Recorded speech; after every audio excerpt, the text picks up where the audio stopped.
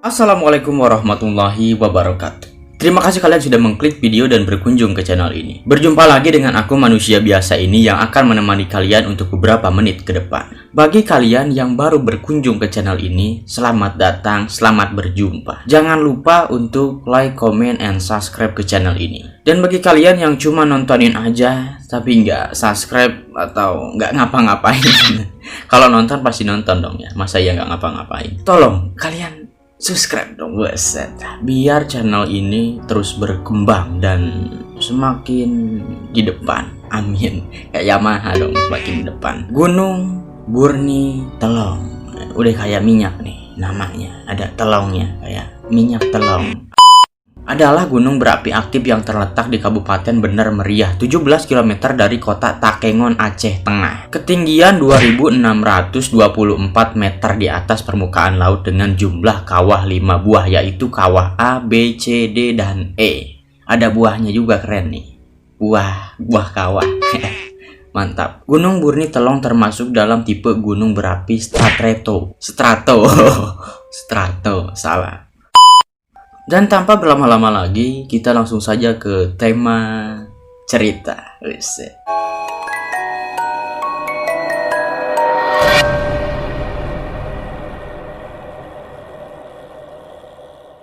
Di suatu ketika, ada sebuah kisah sekumpulan pemuda yang ingin melakukan pendakian ke Gunung Burni Telong. Sekumpulan pemuda itu berjumlah 10 orang, yang cukup banyak bukan? Banyak lah, lumayan buat ronda, cocok nih 10 orang. Pendakian dimulai sekitar jam 10 pagi menjelang siang. Di awal pendakian, dari kaki gunung perjalanan masih terlihat biasa-biasa saja. Amazing. Pendakian pun berlanjut pada shelter pertama. Terserah lah, mau apa kayak, mau shelter, mau center. Mohon maaf kalau salah gue ngomongnya ya. Ada seorang teman yang begitu terlihat amat kelelahan. Namanya Andre. Andre keren namanya nih, kayak teman gue, teman SMA. Dari 10 pemuda tersebut, hanya 3 orang yang terbiasa mendaki. Yang lainnya baru pertama kali, termasuk si Andre. Pemula mungkin ya, anak baru. Berlanjut dari shelter pertama, wajah Andre begitu pucat. Banyak utang mungkin ya. Seperti dehidrasi. Dehidrasi ternyata dia. Kirain banyak utang, dehidrasi. Kasih minum dong. Kasihan temennya. Tidak jauh dari shelter pertama, mereka pun berhenti istirahat sejenak. Dan di situ si Andre mual dan muntah. Ngidam mungkin si Andre nih. Curigaan saya. Kesian nih si Andre, dari awal aja dia udah lesu gitu. Harus hati-hati dong, tes fisik dulu gitu. Kalau sekiranya tidak fit, usahakan jangan dulu naik gunung deh. Temannya pun memberikan makanan dan minuman untuk memulihkan tenaga si Andre. Beruntungnya dia sudah mulai membaik. Pendakian semakin curam. Dan tibalah di shelter kedua. Di shelter kedua, sebagian melaksanakan sholat dan sebagiannya beristirahat. Ini buat yang melaksanakan sholat begini, yang beristirahat mulu kayak aki-aki. Tapi nggak apa-apa, mungkin abis istirahat ya sholat ya. Kita berpikiran positif aja. Bagus buat yang sholat. Jadi emang gitu ya, dimanapun kita berada, usahakan kita mengingat sholat gitu. Sama nih kayak yang cerita gitu ya. Mudah-mudahan ingat juga sama sholat, amin. Semua tampak kelelahan. Ya wajar saja, sebagian pendaki adalah pemula. Berlanjut dari shelter kedua, ada seorang teman bernama Alip terpleset. Hati-hati dong Lip, kesundulan mungkin si Alip nih. Hati-hati, lebih karena memang yang namanya di gunung itu licin ya. Harus waspada. Dikarenakan medan pendakian semakin curam dan lembab, si Alip terpleset. Kayak muka dong lembab ya, glowing. Kakinya tersangkut batu besar dan akar pohon. Kakinya pun terkilir. Beruntungnya ada 2 orang temannya membantu dan memberikan P3K kepada Alip. Sementara teman yang lainnya berada di depan. Tiba di sartol kedua sekitar jam 3, semua sudah terlihat mulai terbiasa dengan kondisi dan situasi pendakian termasuk si Andre. Dan kaki si Ali pun sudah sedikit membaik. Tidak lama berselang, waktu atau sekitar 3 jam lebih tibalah mereka di sartol ketiga tepatnya di jam 6. Di sartol ketiga ini merupakan sartol yang banyak sekali pendaki lain beristirahat. Dan sartol ketiga ini merupakan sartol terakhir menuju puncak dari Burni Telong.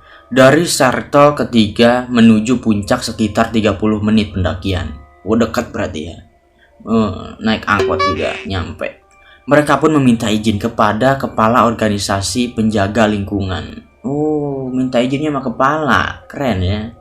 Bukan sama orang. Sekumpulan pemuda ini ingin melanjutkan pendakian dan meminta izin kepada bapak penjaga lingkungan. Awalnya bapak itu melarang karena waktu yang sudah mulai gelap dan beberapa alasan lainnya. Akhirnya mereka pun diizinkan untuk melanjutkan perjalanan. Pendakian pun berlanjut. Nah, di pendakian inilah hal aneh dan mistis mulai terjadi. Hari mulai sudah semakin gelap. Masih ingatkah Anda yang bernama si Andre? Oh, jelas masih ingat. Kalau kagak ingat berarti gue pikun dong. Ini kan baru beberapa menit. Insya Allah yang nonton juga pada ingat ya. Yap, dia adalah pemuda yang awalnya sudah dehidrasi. Tapi di perjalanan ini dia begitu terlihat segar dan bersemangat. Sekumpulan pemuda ini mulai tergesa-gesa saat mendaki. Sehingga ada yang berada di depan. Ada pula yang di belakang. Dan lagi-lagi kejadian aneh terjadi. Si Andre berjalan sendiri di depan. Oh, nyalinya besar mungkin ya. Sudah mulai di-upgrade. Pakai skin baru. Temannya yang lain melihat si Andre seperti sudah paham terhadap jalur yang dilalui. Tapi sebenarnya tidak sama sekali. Si Andre mengambil jalur kanan. Oh, biar sopan mungkin pakai jalur kanan. Kalau kiri kan nggak sopan. Punya adab nih si Andre nih. Teman yang lain di belakangnya sambil berteriak di jalur kiri. Tetapi si Andre tidak mendengar sama sekali. Si Andre pun berjalan dan yang lain menyusulnya di jalur kiri. Dan si Andre sudah tidak kelihatan lagi. Tidak lama berselang si Andre pun kembali. Temannya bertanya, "Pak, kenapa ambil jalur kanan?" Si Andre menjawab, "Tadi saya mengikuti seorang laki-laki berbaju putih. Oh, habis umroh mungkin ya, laki-lakinya lewat gunung. Saya kira itu jalur pendakian, tapi pas di ujung saya tersadar tiba-tiba saya sudah di ujung jurang." Temannya yang mendengar sontak merasa merinding mendengar hal itu. Hari pun mulai gelap dan tinggal sedikit lagi mereka sampai puncak Burni Telong. Si Alip yang kakinya terkilir, ia sudah tidak sanggup melanjutkan perjalanan. Untungnya ada sebuah gua di atas pendakian. Si Alip ditemani Andre karena si Andre sudah tidak nyaman. Ini namanya Alip, Andre. Jangan-jangan nih Andre temennya Kang Sule mungkin ya. Ini Alip juga Alip itu kali. Alip Bata yang Pinestral itu, gitaris ya, bisa jadi. Si Alip dan Andre ditemani 3 teman lainnya di dalam gua tersebut. Dan yang lainnya melanjutkan pendakian ke puncak. Hari sudah sangat gelap. Si Alip memasang tenda di mulut gua. Dikarenakan gua kecil dan cukup untuk 3 orang saja. Ketika pemasangan tenda, hal aneh pun terjadi. Mereka seperti dilempari kerikil kecil. Oh, untungnya kerikil kecil nih. Kalau pakai cadas gede itu yang gede mungkin udah gepeng ya. Dan seperti ada yang berjalan di atas gua. Tapi tidak ada seorang pun selain mereka. Dan teman lainnya pun sudah berada di puncak. Dengan rasa cemas, tanpa berpikir aneh mereka pun menghidupkan api unggun.